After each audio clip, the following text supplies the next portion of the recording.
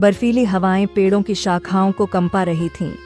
गांव के सभी लोग अपने घरों में दुबके हुए थे, लेकिन 14 साल का छोटा लड़का आदित्य अपनी दादी के पास बैठा उनसे कहानियां सुन रहा था। दादी ने एक पुरानी कहानी शुरू की। सर्दियों की वह रात जब बर्फ की रानी ने हमारे गांव पर कदम रखा था। दादी की बातें सुनते हुए आदित्य ने पहली बार बर्फ की रानी का नाम सुना। वह उत्सुक हो गया और पूछा, क्या वह सचमुच यहाँ आई थी? दादी मुस्कुराईं और बोलीं, अगर तुम चाहो तो उसे आज भी देख सकते हो, लेकिन ध्यान रखना, वह सिर्फ उन लोगों को दिखती है जो दिल से बहादुर होते हैं। आदित्य का साहसी दिल धड़क उठा। वह ठान चुका था कि वह बर्फ की रानी से मिलेगा। बिना किसी को बताए वह गर्म शॉल लपेटकर अपने छोटे कुत्ते टोबी के साथ जंगल की ओर निकल पड़ा। चांदनी रात में जंगल का नज़ारा भयावह था। पेड़ों पर जमी बर्फ और हवा के सन्नाटे ने उसे रोमांचित कर दिया। कुछ देर चलते चलते आदित्य ने महसूस किया कि कोई उसकी परछाई बनकर उसके साथ चल रहा है। उसने मुड़कर देखा तो सामने एक चमचमाती सफ़ेद पोशाक पहने लंबे सुनहरे बालों वाली महिला खड़ी थी।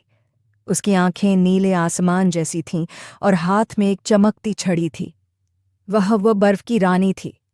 बर्फ की रानी ने मुस्कुराते हुए कहा, आदित्य, तुम्हारा साहस मुझे यहाँ खींच लाया, लेकिन मैं देखना चाहती हूँ कि तुम अपने दिल की गर्मी से इस ठंडी रात को हरा सकते हो या नहीं।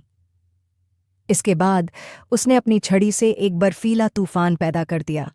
तेज हवाओं और गिरती बर्फ के बीच आदित्य ने टोबी को अपनी शॉल में लपेट लिया और खुद ठंड सहन करता रहा।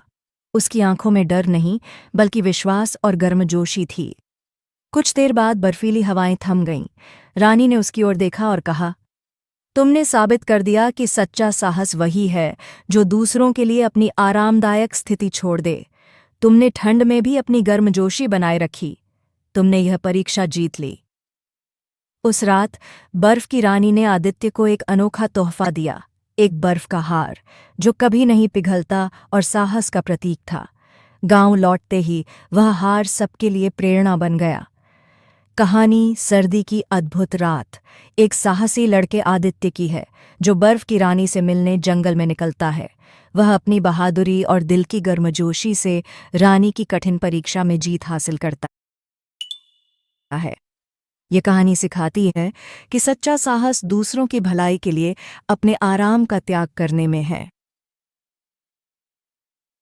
दोस्तों, आपको कहानी कैसी लगी? हमें कमेंट करके ज़रूर बताइए। अगर कहानी पसंद आई हो तो वीडियो लाइक कीजिए और अपने बच्चों के साथ शेयर ज़रूर कीजिए, ताकि उनको भी ईमानदारी का मतलब जान सके।